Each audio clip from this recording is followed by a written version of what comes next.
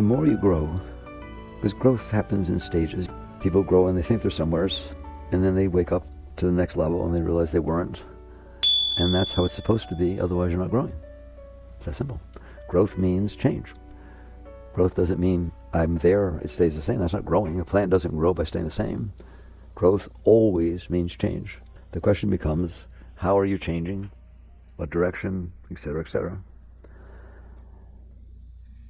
So if you realize that you're constantly going to realize that what you think is going on is not, and where you think you're at is not, that's a very great state.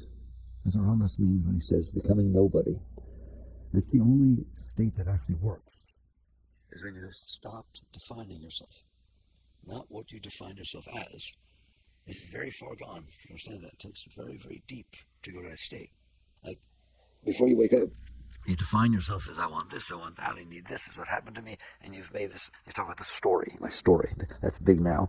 Everyone, you tell your story. What's your story? And what they mean is the rap that's going on inside your head. How are you defining yourself based upon the events that happened to you? And that's before you wake up, even after you wake up. That's how you define yourself. I am the person that this happened to. I am so-and-so's wife. I am so-and-so's husband. No, that's not who you are. That is something that happened to you. You got married. If you hadn't gotten married, you would still exist. So you have to be very careful in defining yourself. Because if you define yourself that I'm so-and-so's husband or so-and-so's wife, and they leave or die, you're in big trouble. That doesn't mean you can't love with all your heart. But you don't define yourself as an experience you had or an experience you're having.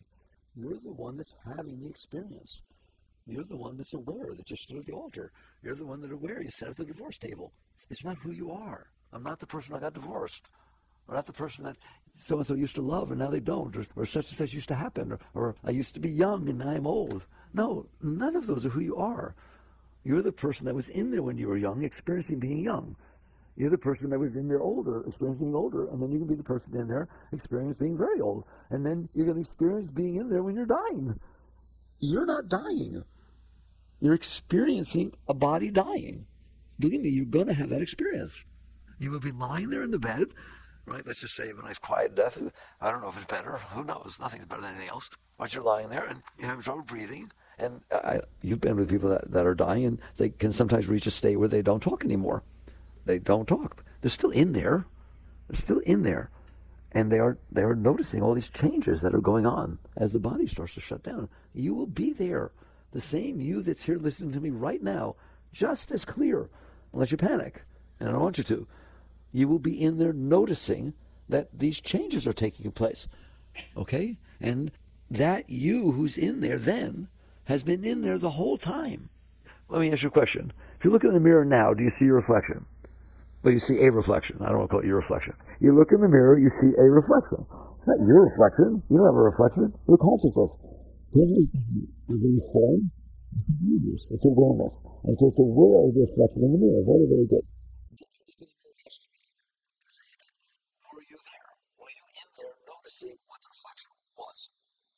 How about 5 days ago? How about a year ago? How about 10 years ago?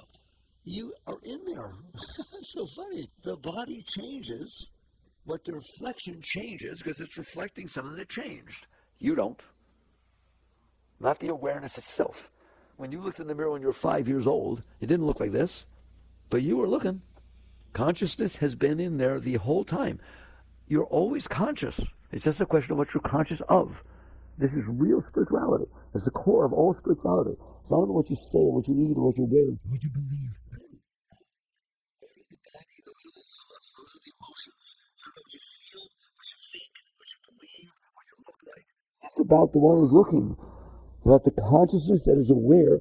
I ask you, are there thoughts going on in there? Does anybody have thoughts? How do you know? That's the ultimate spiritual question. Nothing else has any meaning. How do you know you have? I don't know you have thoughts. I'm looking right at you. I don't see a single one of them. How do you know you have thoughts? Because you are conscious. You are aware. Otherwise, they could go on and no one would know. Right? I don't know your thoughts are going on, so maybe you wouldn't know either. But you do know, don't you? Therefore, I'm telling you, nothing is non-spiritual. Nothing is non-spiritual if you understand it's about consciousness. So if you say to me, I can't meditate, my mind just won't shut up. That's a very, very holy statement. That's a very high statement. I'm going to put on to you. No, you don't understand what I said. I said, I can't meditate. My mind won't shut up. How do you know? How do you know? You know because you're in there and you notice that it's going on. If nothing else, the time you sit down to meditate, it doesn't matter whether you get in or not. What matters is that when you get up, you notice that your thoughts didn't stop. You don't notice that all day. You're too busy with them. You're busy being lost in them. So if you literally sit there and say, I've got it for meditation and my mind didn't stop, like I'm telling you, how do you know? How do you know it didn't stop? And I think it's even neater because you tried to stop it and it didn't stop. And how do you know that? Because you're a conscious being. The consciousness is everything. If you get into deep meditation, you come back like this. Oh my God, I went so deep. How do you know? How do you know? Let's take sleep. That's an easy one for you guys. I do assume that you all sleep, okay? And some of you dream. You wake up, you tell somebody, oh my God, I had this unbelievable dream. A spiritual person, they'll be nice and listen, doesn't care about your dream or interpreting it. Would it have mystical meaning and so on? And go on, get lost in that if you want to. What matters is, how do you know that you had the dream? I thought you were asleep. I don't understand. You're not there. I walked into your room. I called your name. You didn't budge. How do you know there was a dream? More important, when you wake up and you see the world and the people, and you say, oh, I had this unbelievable dream, you who's seeing the people, are you the one who noticed the dream? Is it the same awareness of being that noticed the dream state going on with all the people in the buildings and all this stuff, and when it wakes up, it notices this state? If it wasn't the same consciousness, it wouldn't know what it experienced. They would have to phone call each other or something. It's the same consciousness. The consciousness that looked in the mirror when you were 5, the consciousness that looked in the mirror when you're 65, the consciousness that noticed the dream going on, the consciousness that still knew that it experienced the dream and had emotions. There were emotions in the dream. Oh my God, I was, like you used the word I was so scared.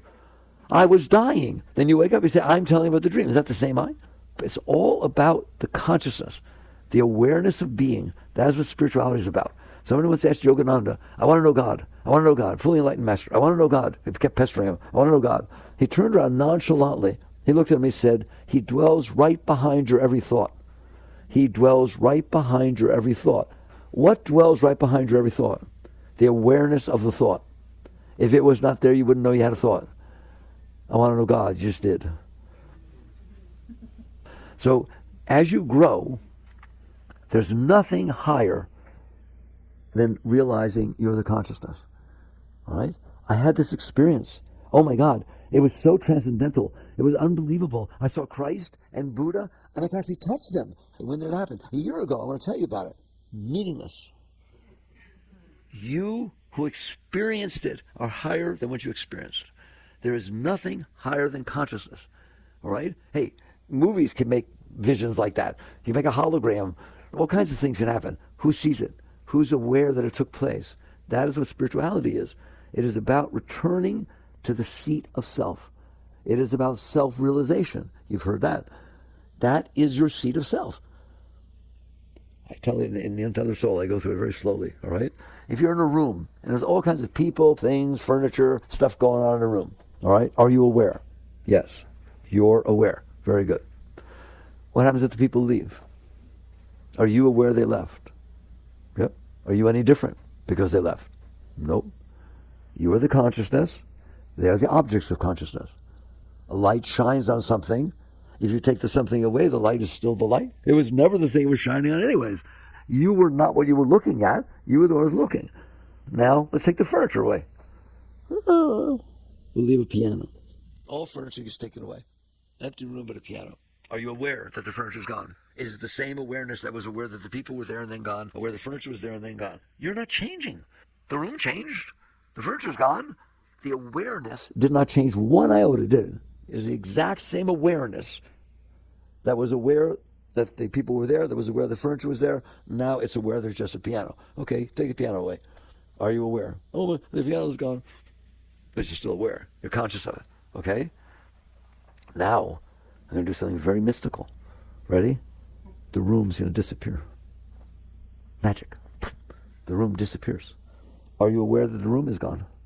You care more about, oh, magic. No, I want to know who is aware that the room is gone. Is it the same one that was aware that the room was there? The same one that was aware the people were there? The same one that was aware the furniture was there? You are not changing.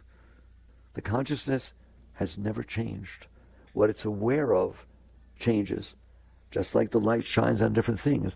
The light is transcendent to what it's shining on. Your consciousness is transcendent to what it's paying attention to what the objects of consciousness are. All right? Now we'll go deeper. Now that the room is gone, what's left? You have thoughts. Oh my God, there used to be people here. And now the room's gone, the people are gone, but still you can have thoughts, can't you? You're having thoughts about something that's not there. Okay, fine, have thoughts. Now the thoughts stop. Call meditation. Wait, here are the thoughts. What happened to the room? I don't understand. How could the room disappear? This is weird. There were people here. Where'd they go? I hope they didn't disappear. And there it is. Thoughts. Correct? And all of a sudden, they stop. Are you aware that they stopped? Are you aware? If you go deep in meditation and you come back and say, oh my God, first time, all the thoughts stopped. How do you know? You're having a thought that says, God, I really like this guy. I wonder if he likes me. And then something happens and you get distracted. Your mind goes somewhere else. Are you aware that you were thinking about this guy and now you're thinking about something else? Is it the same you? When I started to do something very bad, but I don't do it because I like to do bad things. All right? I really like this guy. Then he does something weird. He picks his nose or he wears a bow tie to pick you up or something. And then your mind says, oh my God, was I wrong? I don't like this guy at all. Was it the same you who noticed that the mind was saying I like it and now the mind saying I don't like it? Yes or no? This is very deep. As simple as this is far beyond mystical stuff, all right? This is real. So now the thoughts are gone. You are aware. Of course you're aware the thoughts are gone. You have days, you have bad thought days, and you have good thought days. Does your mind ever go negative on you? Yes or no? Does your mind ever go positive on you? Not so much, but it does. Are you aware? Are you aware? Oh my God. Before I walked outside, my mind was complaining about everything. Now it's just talking about how beautiful it is. Who knows that? The same one is there. If people talk about, I'm having trouble making a decision. Can we talk about that? Because you guys have trouble with that. Do you ever have trouble making decisions? Okay, here's the mind. I think I should do it this way. Yeah, I'm going to do it that way. No, because they can be like, yeah, but ever have a little argument going on. Is it the same you that's noticing both sides of the argument? Yes or no? Well, you guys are great. I love talking to you, all right? You must be already there. You're enlightened or something, right? So that consciousness, I've told you, it's the same throughout all of it. All right, so now the room is gone, people are gone, now the thoughts stop, okay? But you're still there. Who's there? Who is it that's there? Obviously, that's you, because you stayed the same throughout the whole thing. That's the core of your being. That's what they mean by soul. That's what they mean by Atman. That is the self, the essence of your being. Just to make sure, what if the consciousness turns off? Are you there? No. There's nobody there at all. There is no switch, by the way. Don't worry. The consciousness can't turn off. I give a quiz when we finish, right? How long has consciousness been there? They asked Meher Baba, a fully enlightened master, a great, great being. They said, Baba, who are you? He said, I was in the beginning, before all else was created. I will be in the end, after all else falls away. There was never a time I was not, and there will never be a time I will not be. That's who you are. That's what consciousness is. Period. So, like I said, you were there through all these changes because you're conscious. If I turned off consciousness, obviously you're not there. But it has never been turned off. I like the comic strips where somebody gets knocked out. They get knocked unconscious. See, Mickey, you're wrong. There could be non-consciousness. They get knocked unconscious. How come they see stars? People go into states that medicine says they're unconscious. What medicine means by consciousness is you're conscious of the outside world. Okay? He's been knocked unconscious. He comes back and says, oh my God, I saw all these lights and it was far out. It's like, you're still there. You're always there. People have near-death experiences where medicine says their heart stopped, the breath stopped, all metabolic processes stopped. Okay? Flat line. They come back. Yes, it happens, right? And they tell you what happened while they were gone. Whoa, I don't understand. Non-compute. Consciousness is always there. It is just a question of what it's conscious of. And by the way, if the doctors say, no, those are just leftover patterns in the mind that are spitting out these things, and that's what they're seeing. Who's seeing it? When you're really, really gone and become nobody, you don't argue with anybody. Because consciousness is always right. It's always what is. So if you're actually leaving and going through the tunnel and seeing lights and meeting Grandpa, and also, wonderful, it's beautiful. Who did that? How do you know? Because I'm conscious. Same consciousness. If indeed it's just leftover neural patterns, neural pathways sparking, and you're seeing that, it means you're still there. The continuity never changed. It's just a question of what you're conscious of. Patanjali in the Yoga Sutras, that's as deep as it gets, wrote that when you go to sleep, you dream. You're aware of your dreams. If you go into deep, deep sleep, there are no dreams. That doesn't mean you're not conscious. You're conscious of nothing. That's where deep meditation goes. The senses fall away. I'm not conscious. Do they fall away? No, they're there, but you're not conscious of them. So pratyahara, you withdrew your consciousness from the senses. The yogic state is when the consciousness is not being distracted by the senses. Therefore, it sits deeper inside of itself. That's called pratyahara. This is all deep stuff, but it's all about consciousness. And then it goes deeper and deeper. When you go past that and you go past the thoughts, ultimately, you're seated in the seat of self. Muktananda Bhava, it's so beautiful. Meditate on the self. Honor and worship your own being, for God dwells within you as you. Same thing. You know who else said it? I like quoting Christ after saying that saying of Baba's. The kingdom is within you. Now you understand which you it's in. It's in you. It's in the you. It's in the essence of your being. They're all teaching the same thing. All the great ones taught the same thing. No matter what tradition they came from, whatever language they spoke in. Why? Because it's the truth. You are a very great being, but you are looking at something not so great. You're staring at a mind that's got serious problems.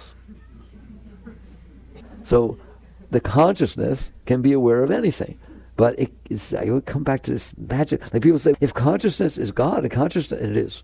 If consciousness is God, in yoga we call it Satchidananda, eternal conscious ecstasy. That's who you are. That is the state of your being. Consciousness has a nature. Its nature is ecstasy. That's God's nature, ecstasy. He's not sitting there judging you. He's in ecstasy. All right? And basically, you better watch the ego, because it's like the ego doesn't get to say, they said I'm God. No, they didn't say you were God. They said that which is watching you be an idiot saying you're God is God. The consciousness itself, there's just one consciousness. There's one consciousness, and it's being distracted by different objects. That's how you should see it. There's just consciousness, one consciousness. Consciousness can get distracted, can't it? You ever find that you're paying attention and you're paying attention to something else? Ever read a book and then realize you didn't read one single word and just turn the pages back? Your consciousness can be in the mind, the consciousness can be in the world, the consciousness can be in your emotions. It can go anywhere, can't it? And it gets distracted. If all of a sudden some great love comes up in your heart, you're not doing anything else. You're there, that's it. I don't care what happened before that. You're not even thinking about it. You're there. And if the same thing, if some fear, overwhelming fear comes up, there you go. Your consciousness, boom, gets pulled right down into it. Consciousness is aware, and awareness is capable of being distracted by an object of consciousness.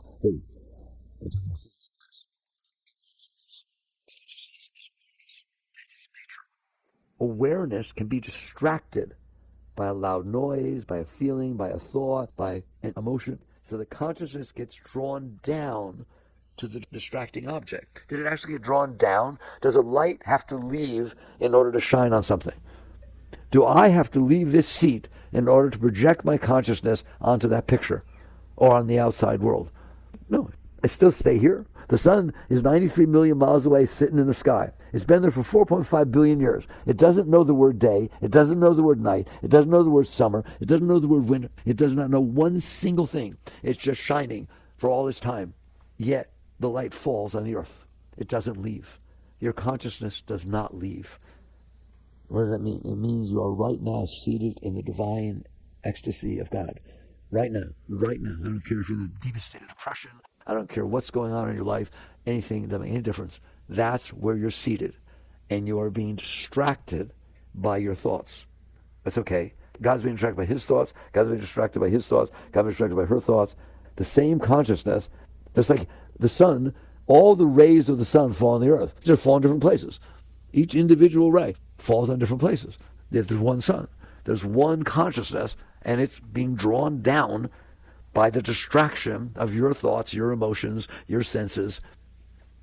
Can anybody hear me? You're a very great being. That's why the saying, I need to find my way back to God. No. You need to stop leaving. See the difference? It will change your entire path if you understand the truth. That's why we teach it. Okay? Like I said, you're going to go through many stages. So you go through a stage, I want to find God. Okay? I've been that way my whole life. my whole life. The beautiful saint, Ma Yog Shakti, who brought us the Durga statue back in the 70s, she was a very high being. Very, very high. She left the body a few years ago, but very quiet. She didn't want anyone to know her. Very, very high being. And we respected her very much, and I was alone with her once, and I cried at her feet. And I said, Mother, I want to know God. I want to know God. She just put her hand up. It'll happen. That's deep. That which is struggling.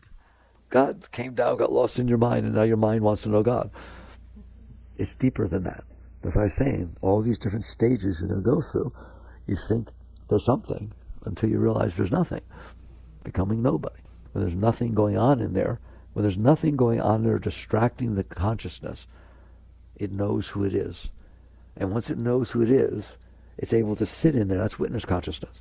I always teach, witness consciousness is not such a high state. People write me, they say, how could you say that? All right, I'll show you how I say that. Witness consciousness is you've achieved a state where your awareness is not being distracted as much by your thoughts, your emotions, the form, and things outside. Therefore, you can stay conscious while those other things are going on, instead of getting upset or freaking out or running after what you want, running away from, you hear me, okay? You're busy doing something. Witness consciousness means those things are going on, but you're not being pulled down into them. And they get quieter when you're not pulled down into them. If you're pulled down into it, you splash around and make a lot of noise. That makes it worse. People always ask me, does the voice stop when you reach a very deep state? The voice is noisy now because you're in 6 inches of water, face down, splashing, thrashing around, and the water splashing into your nose and your face, and you're screaming, I'm drowning. No, you're not drowning. You're in 6 inches of water. If you will stop making a mess, the mind will stop being a mess. There's nothing wrong with the mind, except for the fact that you're in there screwing it up. You're in there, oh my God, what am I going to do? I have to do. What if he didn't like me? Oh my God, I dropped something in my pants. Okay, when will the voice stop talking? When you stop doing that. It is not its nature to be neurotic. It's just you dropped down, got lost in what you're distracted by, and now you're thrashing around in it, making everything much worse. So you come to understand, let's talk about witness consciousness. Witness consciousness is a very beautiful state. You are able to handle the things that are happening outside without freaking out. Your mind no longer ever says, I can't handle this. Because if you can't handle it, you're not in witness consciousness. You got drawn. That's what, by the way, can't handle it means. I can't stay centered when that has taken place. I can't stay seated where I was before it happened. I can't stay seated where I was in this peaceful state, whatever. I was conscious. You're always conscious, but I was conscious of being conscious. That's witness consciousness. I was aware that I'm aware, not boom, anger and fear and love and drives and all kinds of stuff drew my consciousness out of that seat. It got lost in the object of consciousness. Are you listening? I know that never happens to you, right? It got lost in the object of consciousness. Now you're not centered, as a centered means that the consciousness is focused in a centered position as opposed to being scattered all over the place, all right? So there's witness consciousness. Eventually you will reach a state, it's called becoming established in the seat of self. Becoming established in the seat of self. That's witness consciousness. You won't leave. You don't have to try. It's not effort. You just have let go enough of the noise and you realize it's much more beautiful in here than anything can be out there. Then you won't leave. In fact, you will find out at some point, and many of you have found out, you wouldn't be here, that anything beautiful you felt from out here was because it caused your mind to shut up and your heart to open and you felt what's in there. That's where you feel it. You feel love inside. You don't feel it outside. It is going on inside of you. But not always. It's going on inside of you when you're open. When your heart is open and your mind is open. So yes, there are things that can happen outside that help your psyche to shut up, don't they? Like you sunset, all of a sudden you turn the corner and there's a beautiful sunset and there's just silence. It just shuts up. It can happen. And you know what you say? It was like I was in the presence of God. You were, because you're in the presence of yourself instead of being completely lost in the mind and the emotions. So witness consciousness is you have achieved a relatively high state in which the world or your mind nor your emotions are strong enough to pull you down out of the seat and get involved. Can you get involved? Yes, you choose to. I have to deal with this situation. I have a child has a problem, and this happened, and that happened. No matter how big the problem, that's where you're at. Okay, there's a big problem. We'll deal with it. Not, see the difference? Okay, that's witness consciousness. Why do I say it's not a high state? Seems pretty high to me that somebody can become established in that seat and then from then on make conscious. It's called a conscious decision as opposed to a reactive decision. All these words come home now, don't they? A reactive decision means I can't stay seated in the seat itself because the emotion or the thought or the world distracted me so much that I got drawn out of that seat and now I'm reacting to try and be okay because I'm not okay. And by the way, even if it's a positive thing, you're not okay. The most positive thing in the world, you meet somebody, it's love at first sight, they're freaking out. It's just so beautiful, right? You're in trouble. Why? Because they better stay and this better happen and they better be the way you wanted to be and everybody better leave them alone and better not go talk to somebody else. Okay? So it doesn't matter if it's positive or negative. The truth of the matter is if you're pulled out of the seat of consciousness, then you think that thing out there is where the beauty's coming from. No. That person, place, thing, a dog can do it, a car can do it. Really, seriously. And people love the horses. They stand next to it, they just get blown away. So don't limit it to people, all right? So basically this thing outside has hit your mind and your emotions, we'll talk about that later, hit your mind and emotions in a way that caused them to open. I'm open. I'm very open to this. I saw the horse. I got thrown off a horse when I was young. I can't get near horses. I love horses. I won, the riding contest when I was 5 and ever since. So your past experiences determine how the current thing is going to affect your mind.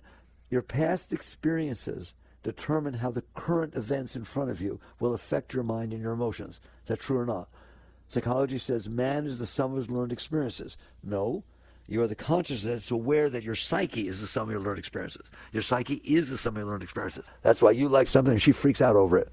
By the way, you liked something 5 minutes ago, now you're freaking out over it. Why? You learned one more thing. Oh my God, I loved it. I didn't know he was a serial killer. Oh my God, I'm freaking out and don't touch me. It didn't even take 5 minutes. 1 second. One more piece of information into your psyche. Everything changes. I love it to pieces. And we're supposed to be stable. That's really funny. All right? Because you're always having different experiences. And by the way, can you have an experience now, or yesterday, that conflicted with an experience you had when you were 10? Now you are what they call conflicted. That's why. So basically, you come back and understand that things distract the consciousness. When you can achieve witness consciousness, they don't distract it as much. You're able to stay seated. This is where this happens.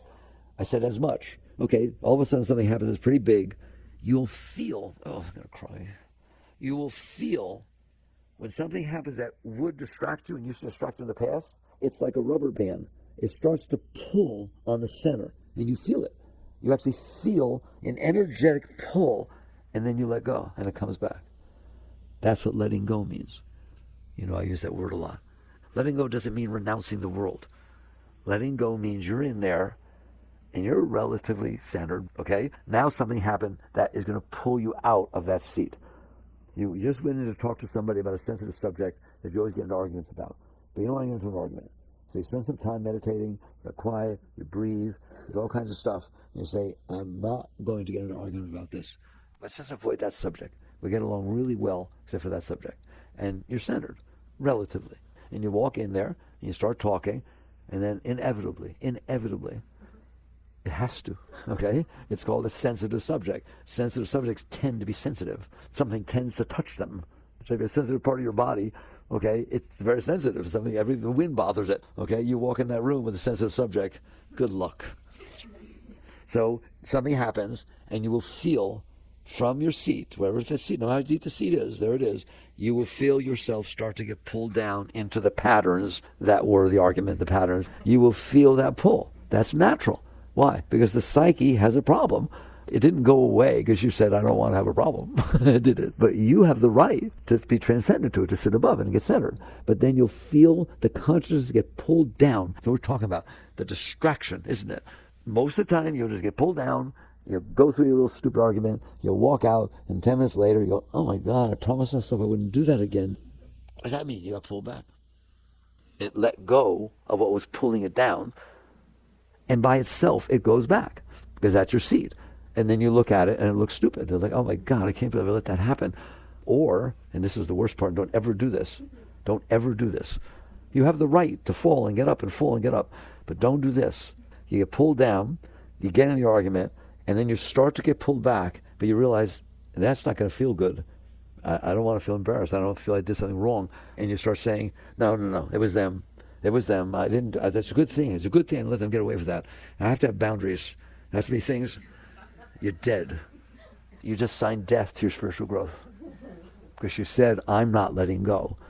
And you just defined a psyche, an ego, that made it fit inside of your lower self instead of letting go. Please don't do that. It's okay to fall. It's okay to be pulled off center. Let it go back. Let it go back. And then do what? Don't feel bad about it. Sit there and say, that's what it means to grow. You know what you should do about a situation like that? The minute you come back, you got to watch it. The second you come back, wow, that was a growth experience. I'll do better next time. That's it. That's the end of it. No more thoughts. No more nothing. No guilt. No shame. No blame. Don't play games. Come back. All right. So that's maintaining your center. You do it by how? By practice. I see this all the time. It's not about just meditating or about being committed and struggling. No, I don't want you to struggle. I want you to go down to the lowest common denominator that you could handle. Who cares? Fine. The driver in front of me is driving slow for 3 blocks. I don't have to complain. I don't have to be making a thing out of it. I don't have to talk to them. They don't hear me anyways. I call it low-hanging fruit. Start with these small things in life that pull you down for no reason. If you want to stay up, at least wait for the big stuff. Don't sell out for nothing. I call that like, I'll give you a penny, you give me $1 million. I'll do it all day. You're sitting there trading off your journey to God because the guy's driving slower than you want him to, or because it's hot out, or because it's raining, or because somebody didn't say hello when you said hello to them, or because you dropped something in your pants and you got to go back to work. No. Every one of you are capable of not doing that. You're capable of saying, okay, that's good practice. Like practicing your scales on a piano. You practice being centered. This is spiritual growth. If you do this every day, every minute of every day, don't worry about the big stuff. You'll deal with that when the time comes. You'll get pulled down. It's okay. Don't worry. You get pulled down, just say, oh, that's the big stuff. I'm giving permission there because you're not going to be able to do anything about it anyways. If you can't handle a lob on a tennis ball, backhand or forehand, you're not going to play tennis. There's not a chance in the world. Anybody can handle a lob, but it goes in a net. Try again. Anybody at some point can handle a lob and get it over the net. That's like playing the piano, play the scales. Start with what you're capable of doing and do it. Don't think it doesn't matter. Does it matter that you practice hitting the tennis ball lob across the net, or is that a waste of time? Is it a waste of time to play the scales on the piano if you don't know how to play the piano? Is it a waste of time to practice something so you're good at it? Practice this. I beg you. Nothing is too small. You are in there. You have the right to stay centered. It's absurd to get drawn down into these reactionary patterns from your past and all that stuff. It's not going to go anywhere. You just keep getting lost. Well, not if I can make everybody be the way I want them to be, and everybody talks to me the way I want to be talked to, and I get financially everything that I want, everybody respects me. If that happens, I'll be okay. Okay. Waste your time trying to make that happen every moment of your life. It ain't going to happen. Or realize that what you feel when that happens is your mind opens and your heart opens and you feel the flow of self. You feel the flow of Shakti. You feel good stuff comes in. It's in there all the time. It's unconditional. It never goes away. It will never go away. So you have to decide, do I want to go out there and struggle with the world to make it match my psyche? That's called desires and fulfilling your desires and my likes and my dislikes. Go on, devote yourself to that. But I feel better if I get what I like. Absolutely. Good luck. I feel relieved if I don't have to get what I don't like. Good luck. You will struggle. That's the fall from the garden. You fell from the garden, from God, from the highest state. And now you're down here and work by the sweat of your brow. That's what the Bible says. You do work by the sweat of your brow, don't you? To try and be okay every minute of every day, right? Okay? Instead, you do the work inside. It's not renunciation. It's rational. It's meaningful. Inside, learn to stay in the seat of self more often. How? By letting go of the small stuff, and then the next thing you know, that which seemed to be a little bigger than the small stuff will seem small. If you can play the scales, you can play Twinkle Twinkle. If you can't play the scales, you can play Twinkle Twinkle or anything. You haven't learned anything. It's the same thing here. I started by telling you there's different stages of your growth, and you think you're somewheres. I'm laying it out for you. You're somewheres when you feel the pull and you have the right to let go. You don't pull it back. Somebody talked about that the other day. You don't fight with your mind. Don't ever fight with your mind. Don't ever fight with your mind. Why? Because that's your mind fighting with your mind and you lose. To me, fighting with your mind is equivalent to arming both of your right hand and left hand with knives and say, go at it. No win there. Okay? Go fight each other. You don't fight with your mind. You let go. You sit in the seat of self. You notice the nature of mind. It gets distracted. It's got opinions. It does all this stuff. Do I try to stop that from happening? Someone once said to me, but how do I get rid of my preferences? You don't. You don't get rid of your preferences. You get rid of the reason you have preferences. That's called working at the root. The Buddhists say work at the root. What do you mean? What's the reason I have preferences? The reason I have preferences is because you're blocked. And you're not open all the time. You're blocked. And if you're blocked, you don't feel good. It doesn't feel right. Of course it doesn't. Therefore, I try to find people, places, and things that will unblock me. Right? You turn me on. That's what it means. You turn me on. I get so high and uplifted in your presence. I've loved this job so much. I love my new boss. She's a woman. I never had a woman boss before. Right? You're trying to have situations that will open you. Well, why don't you just find out why you're closed? Instead of making it conditional that things have to be exactly the way your mind and heart want them to be for them to open. Why don't you go inside and say, hello, Mr. Mind, Miss Heart, haven't you found out that if you'll open, it feels good? So why do you need things to open you? Why are you closing? If you like it so much, go and get turned on by something. You're going to close. There's no way you're staying that way, is there? Go have a great meal. How long before you complain about something else? Well, why? You opened. Why don't you stay open? Okay, that's spiritual growth. It's not about getting what you want and avoiding what you don't want. It's about finding out why you're not open enough to where you couldn't care less. Preferences fall off when you're filled with ecstasy. If you've got this beautiful flow of energy flowing inside of you and you realize it will never stop. Oh my God, I want to look in your eyes the day you realize that. One, you realize it's there. And two, you realize it will only stop if you stop it. Period. You don't know what's closing yourself. I am not. I just didn't like what he did. There you go. But what if beauty is flowing inside of you and you knew if you didn't like what he did and you close, you won't feel it. But if it's so beautiful and you say, okay, fine, he did what he did. We'll deal with it. But I'm not closing. I'm not closing. I'm not closing. How about you? Why? When you close, you're closing to the flow of God. You're closing to the flow of Shakti. You're closing the flow of ecstasy. I'm closing the flow of ecstasy so that someday I can find it again. I'm going to close the flow of ecstasy so that I can train you to be the way I want you to be, so that when I meet you, I'll feel some ecstasy. Well, I understand what you're doing. It is inside. So what you do is not struggle so much to get what you want or what you don't want. It's to take a look inside and find out why you even have wants. And it's because you're closed. It's because you're blocked. Otherwise, it's just beautiful in there. So this is the growth. Now we talked about witness consciousness. Eventually you get to a point. If you will practice, you will get to that point, period. There's nothing else to do. There's nothing to do but practice what I'm talking about. People say, well, what about doing this or doing that? If you're not letting go, you can do anything you want, and you can have a nice experience, but it will go away.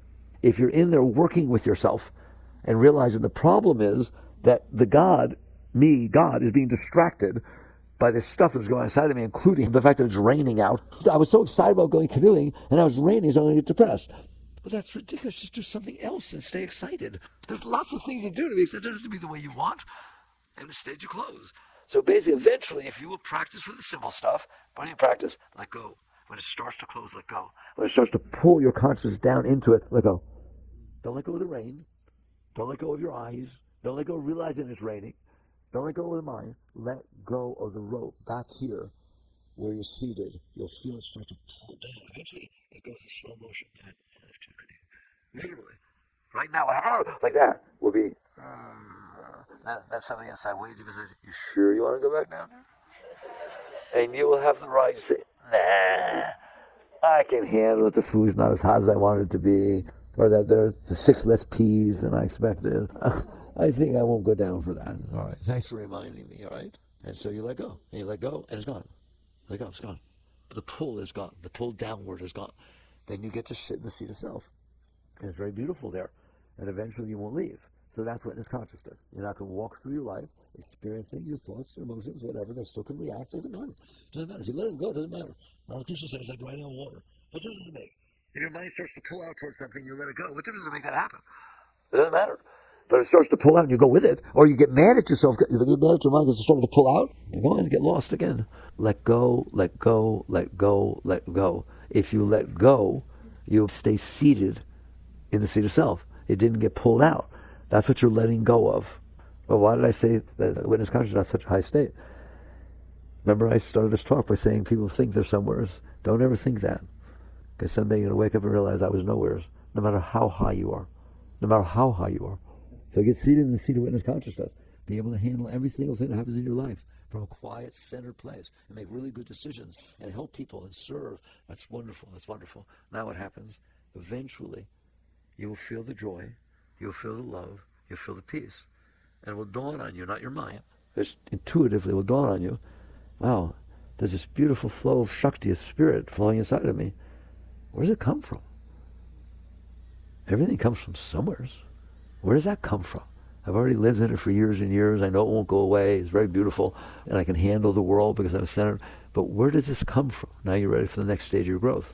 And what you will find is if you stop looking down at all, you're still looking down, but you handle what you're looking at. It's not pulling you down. When you stop even looking in that direction, you will realize this thing that will just blow you away, which is, wait a minute, I'm staring at me. It's a nice me. It loves its neighbor as itself. It just takes care, it serves. I don't have needs and desires aren't messing me up. That's a nice thing I'm looking at. Who's looking? It's still the question, who's looking? That's why spiritual ego can be the biggest trap. Because you think you're there. I can handle anything. I feel joy all the time. Who's this I? Who's this I? It's still looking at a little tiny thing in the universe. It's so small, you can't even find it with an electron microscope. You're taking up 3 feet of space on a tiny, tiny planet, okay? And I told you 1.3 million Earths are inside the sun, and there's 300 billion suns in the galaxy, and there's 2 trillion galaxies. Yeah, you're really important. You're doing just great. I'm just so glad to hear that you just don't lose your center anymore. When you're done with yourself, Christ said you must die to be reborn. That's what that means. When you're done looking at yourself, no matter how nice it is, no matter what's going on, I'm not looking in that direction. You will realize you've been staring at one tiny thing. Look up, look around. There's the rest of the universe. And at that moment, you will start to feel a pull upward instead of downward. Now you don't realize you're trying to let go of being pulled down. Because the pull is down. All right? Now the pull will be up. It will start to pull you up. It's like, oh, talk to me. And it's just,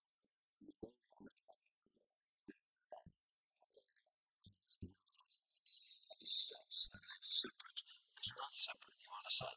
You're a ray of the sun. But while you're so involved in what you're shining on, you won't realize what's behind you, where you come from. Your source. And it starts to pull you up. Why? Because you're letting go. And it's like calling you to let go. Come home. Come home. And the great ones, the truly great ones, let go. They just let go completely. Mary Baba said, when I reached that state, my consciousness was like a drop of water staring at me. It fell into the ocean. Find it. Find a drop of water you drop into the ocean. Will you ever find it? It does what we call merge. What does the word yoga mean? Union. Merger. Those are the states. The great ones were merged. Christ, did he say that? My Father and I are one.